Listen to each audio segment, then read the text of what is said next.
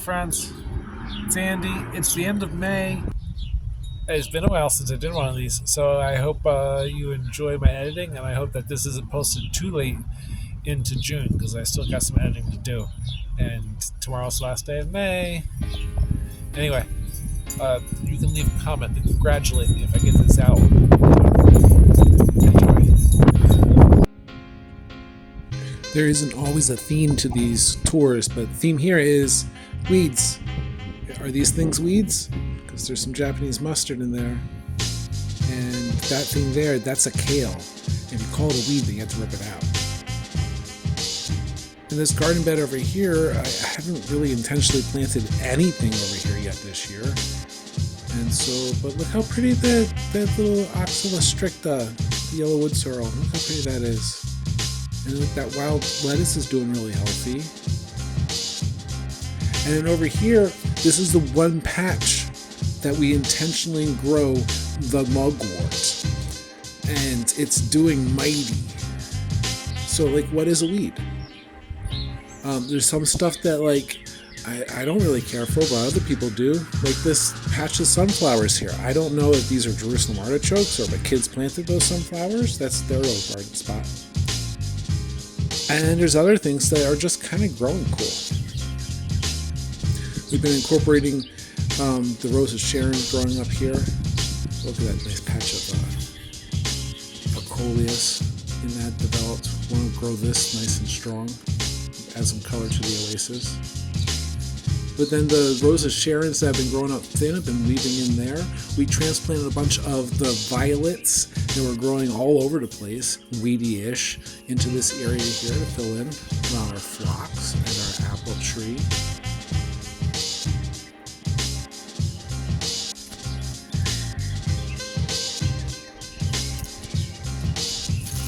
Deep in the oasis, things are growing on. We got a crabapple back here that is doing healthy and spreading out. Can't wait to weave that into the coverage. And the girls' fairy garden has moved up to the front here. This will all have better footage and prettier, but it's a nice foundation for them. And the kale, growing all weedy everywhere, all over the place. This little corner over here, we're going to do some movie magic in a second, but see, this is before the cleanup. Kind of messy. And these are those magical Rose of Sharons I was talking about that I want to keep talking about because they're growing up and I'm weaving them in. And, oh look, down here, after I watered it and everything and pulled some weeds, we got yellow wood sorrel, we got lamb's quarters, that's a holy basil in the container, and red clover, all of this beautiful lamb's quarters. And I mean, like, that's a kale. This is a kale. Those misty ones, those are red lamb's quarters, and this is Rose of Sharon, the tall ones. And this is a mini garden. This is cucumbers. I have cucumber seeds coming up, and these other seedlings in the front that I planted something there, so I'm sure I want those, whatever they are. These guys, these are mostly good things for now. And if you look deep in there, there's some, see that? That's a zucchini. This will all be taken over by zucchini soon. And this a couple years ago was just a birch seedling that got started, and I cut its roots, and look what I did. The leaves up on the top are dead now because I cut its roots to move the pot over here. And here's some other trees that might be dead. I mean, like, these are my kids' Arbor Day sticks. I haven't seen any leaves on those two. But the Christmas tree's doing good. It's a couple years going on this Christmas tree. And our blueberry bush is looking okay. I mean, I mulched around it to try to give it some a little more breathing space this year. And maybe we'll get, look, just some blueberries. Look at that blueberry. That's something to be proud about. There's a wall of mugwort on the other side of the fence. And over here, I think I've come to the realization that just because of how I winnowed everywhere down here, I think this is all kale. some kind of brassicas. Most of these little seedlings. And so we're gonna let them grow up a little bit and see what they look like. Oh, I swear they're all kale. It's gonna be delicious.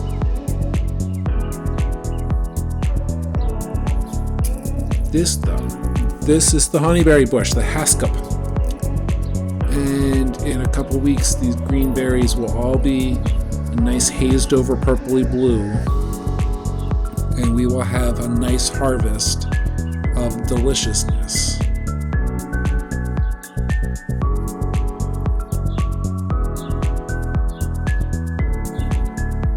Now, some of the stuff that grows in kind of weedy, like the shisho mustard, Japanese mustard,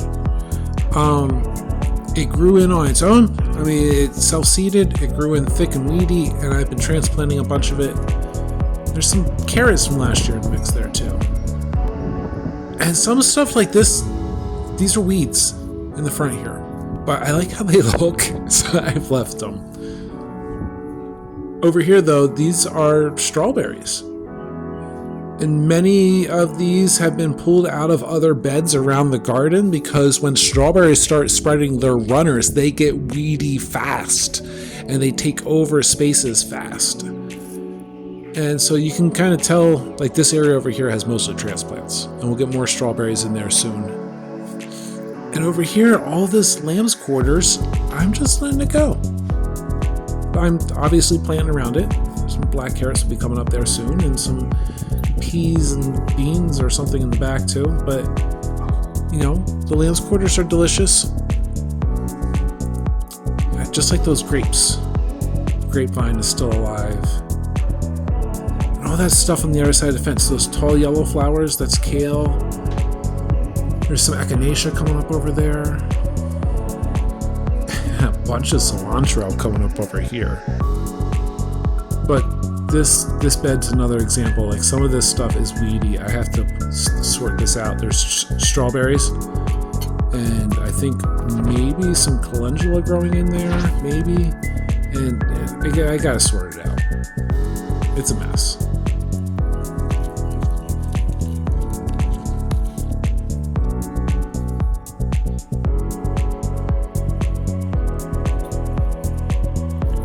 But I know for certain over here, this is cilantro. I put a label here because I identified it. And I know for certain back here, I put down some arugula seeds. And I know for certain I want those arugula to come up because if I can get them to get that nice powdery white flowers in the back, that'd be awesome. And I know that these are sweet peas growing up next to that's more honeyberries. These sweet peas, I'm going to take the risk and let them grow, even though you can't really eat the peas because the flowers are nice. And I'm probably going to regret it later. And this honeyberry, this one's contained. We got not as many berries as the other side, not as much sunshine as the other side, and a lot more going on down here. Down underneath there's, I pulled a bunch of weeds, but there's some stuff intentionally growing down here. And there's some yarrow and echinacea growing too close all up in here. I'm going to have to pull some of that pretty soon. And then right next door, of course, is Gaddy's Chivetown. This corner was one of the first corners planted in the garden, and the chives are still going strong, and I'm still going to keep them here.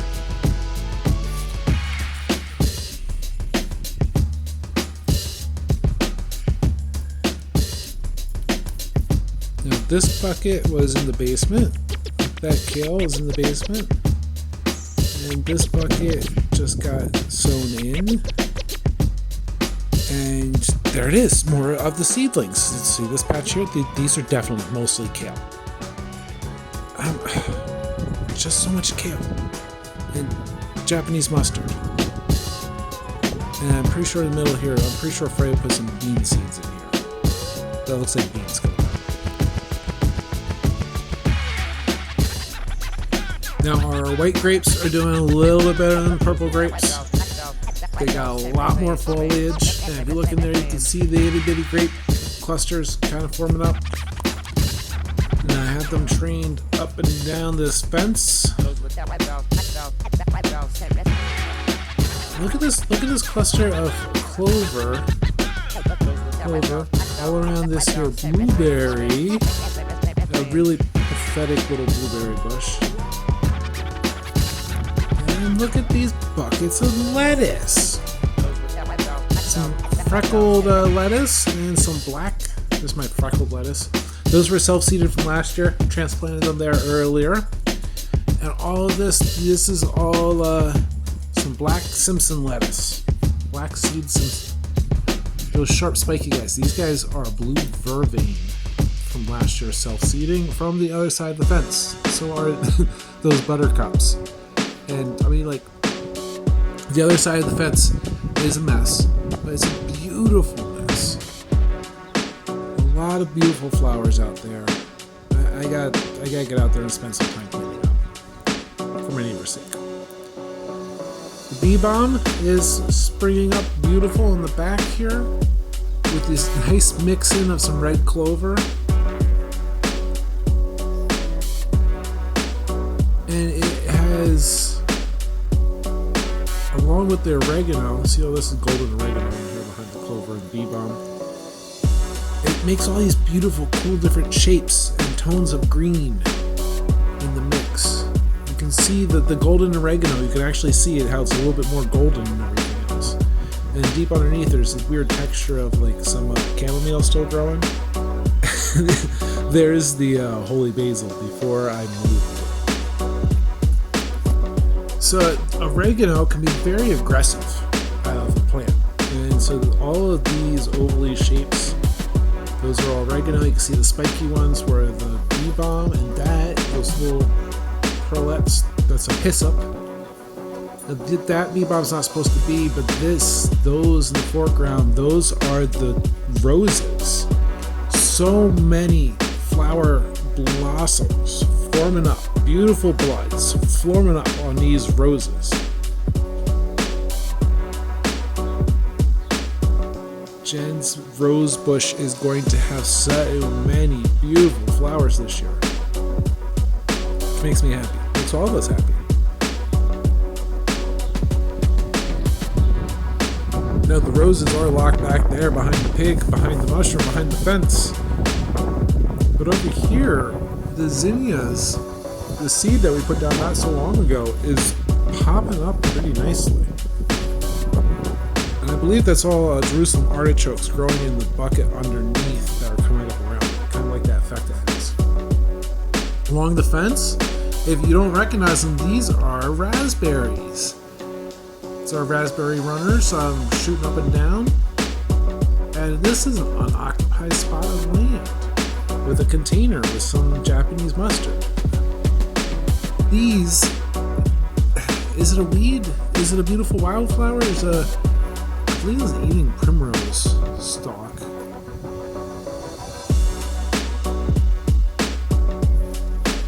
And I believe these are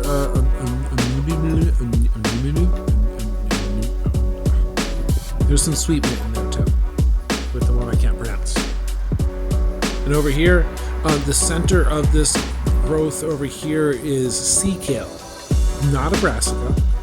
And in front of the sea kale is peppermint and some garlic mustard.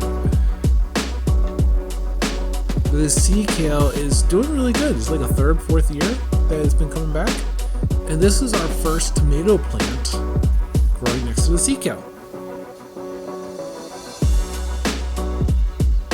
Garlic mustard growing up in the back.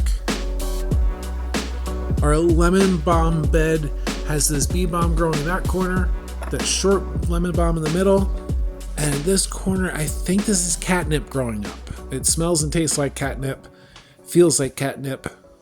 And you know what they say, if it smells and tastes and feels like catnip, then it's probably a mint growing invasively in your garden. At one point while I was filming the garden tour, I realized how thirsty and dying everything was, and I watered it. And in the middle of watering it, I noticed my flying dragon citrus. It's green, but I don't know if it's alive. And then I noticed there's this part of the garden with the bleeding hearts. and the celosia. And our goal, my wife's goal, is for us to have more random color in the corners of the garden. Which, I mean, like, I guess that's every gardener's goal, right? If you don't have a color theme, I love how the wind blows it around. So Japanese ferns, and deep in here, just a little bit of hostas still surviving.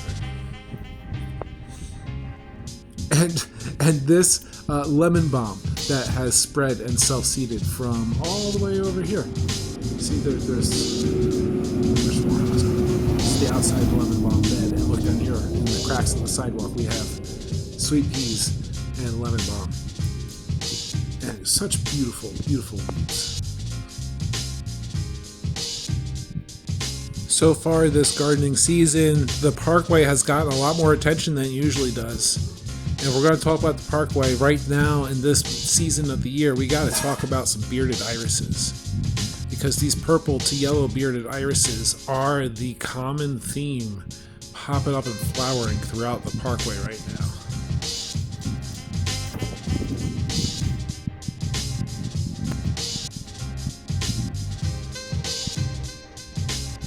The dog roses have just started to bloom.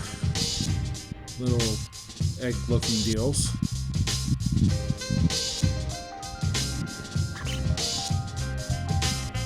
I mean, they're pretty, but they're a little untamed. You gotta bring them in.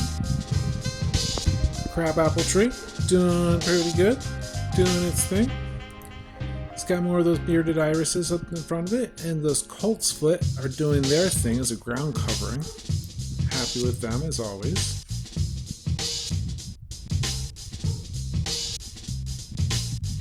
We have several of these evening primrose spikes forming up out here in the Parkway.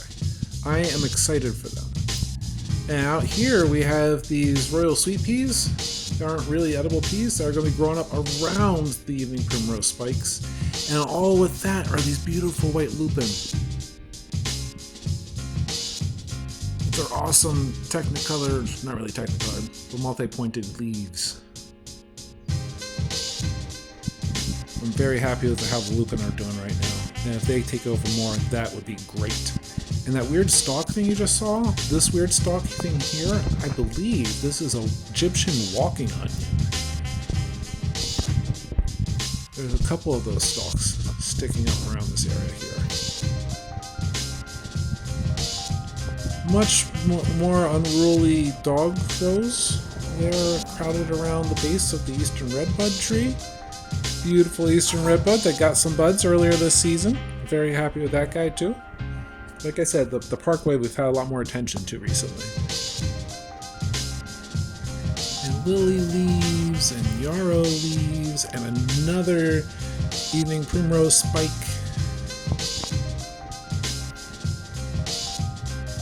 And some stilt grass in the mix there. And I believe this big globe here, this is all Maximilian sunflowers. That's going to be fun to contain a little bit later, sooner, sometime this season. And the hawthorn. Oh, I am so happy with the hawthorn.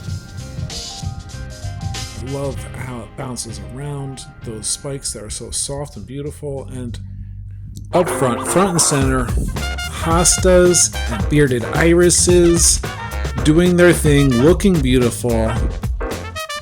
Anyway, back to the art. Also doing this thing and looking beautiful have been the sage plants. And this apple mint that's kind of growing all around them. But the sage, they're flowering out nicely. They're exciting when they're flowering out like that. And our mint patch, so leaf patterns make distinctions here. We have the apple mint, they're a bit fuzzier leaf. Down inside here, this is the orange mint, the Oud de Parfum, something like that, something in French. And on the other side, these little bit spikier leaves, this is a chocolate mint, very evident in the smell. And there's some more sage and some bee balm, the big wall of bee balm. And out here, more bee balm. tall, fun bee balm, all blended well with the red clover. You can see the chevrons and the red clover leaves there. And out here, guarded by a squirrel, we have our older kale and our baby kale farm. These are all transplants that are doing iffy, but we're going to see how they do. And that guy right there, that was one that was growing there by itself. Not a transplant. And over here, you can see it. Where is it? See it? There it is. The little brassica seedling. It's the first of the red moon kale coming up. I have to get the camera in the way so you can see it coming up in the direct sown area. Experiments. Like I was talking about recently, experiments in the garden is part of what makes gardening fun. And you'll find things like the lamb's quarter and the kale that are going to come up in the corners of everything. And you'll find that that's okay. Eventually you'll get full circle and realize that life is grand. Thanks for coming out in the garden, spending some time with us. Hope that you are having a wonderful garden season, and we'll catch you soon. Peace out, Fish Trap.